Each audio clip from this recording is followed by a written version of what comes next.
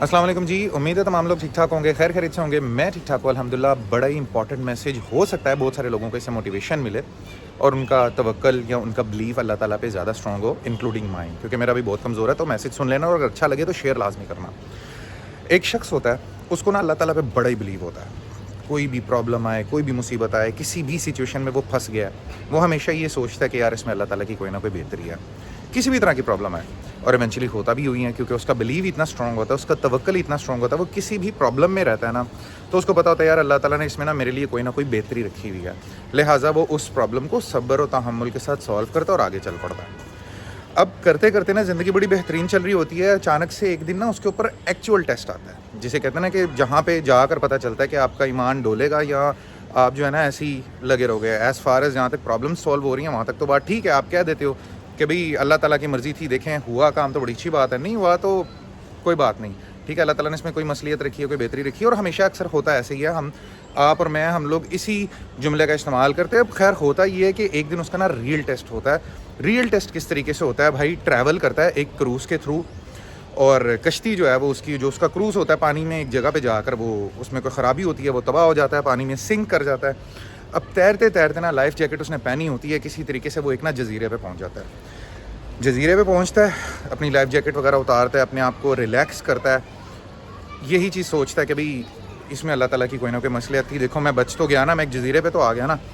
अब आपको पता है कि जो जजीरे होते हैं ना समुंदर के दरमियान में, समुंदर में बहुत तूफ़ान आते हैं, बहुत तरह की प्रॉब्लम्स आती हैं, खाने पीने की कोई प्रॉब्लम जो है वहाँ पे बहुत ज़्यादा आपको फेस करनी पड़ती है, कोई चीज़ होती नहीं है खाने पीने की।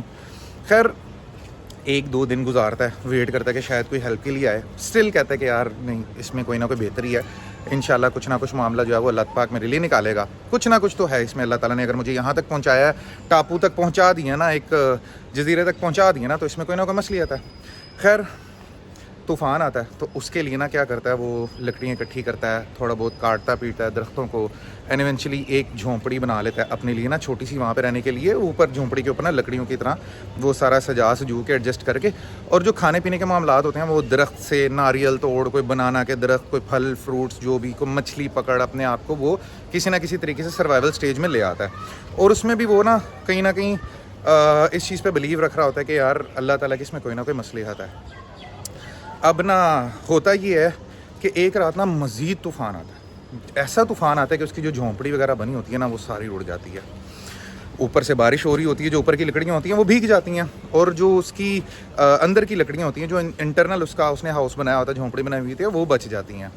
अब वहाँ पर आकर ना उसका ईमान डोलना शुरू हो जाता है कि यार बेहतरी होनी चाहिए थी, मतलब मैं फंसता ही चला जा रहा हूँ, मैंने वो बड़ी मुश्किल से सारा सिचुएशन अपने आप को सेटअप किया, लेकिन प्रॉब्लम चल रही है। इतनी देर में ना बिजली गिरती है आसमान से। अब जो बिजली गिरती है ना, बिजली गिरती है उन सूखी लकड़ियों पे जो इंटरनल उसने से जो झोंपड़ी बनाई होती थी वहाँ पे बनाई हुई थी। जब वहाँ पे बिजली गिरती है वहाँ पे लग जाती है आग।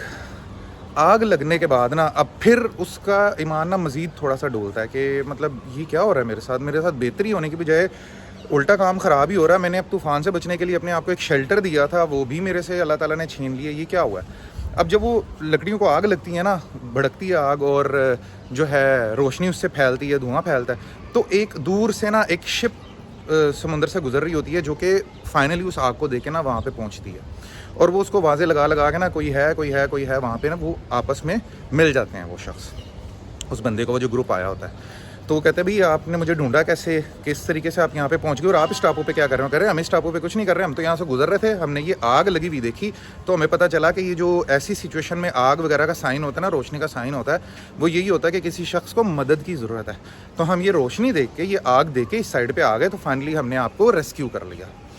फिर वो कहता है कि या अल्लाह, मुझे तो लग रहा था कि जो मेरी ये झोंपड़ी उड़ गई है, मैंने जो तूफ़ान के अंदर इतनी सेटिंग्स की, सारा कुछ किया, वो मेरे हक़ में बेहतरी नहीं जा रही थी, लेकिन इवेंचुअली आग भी लगी ना अगर मेरे घर को, तो वो मेरे लिए बेहतर ही हुआ।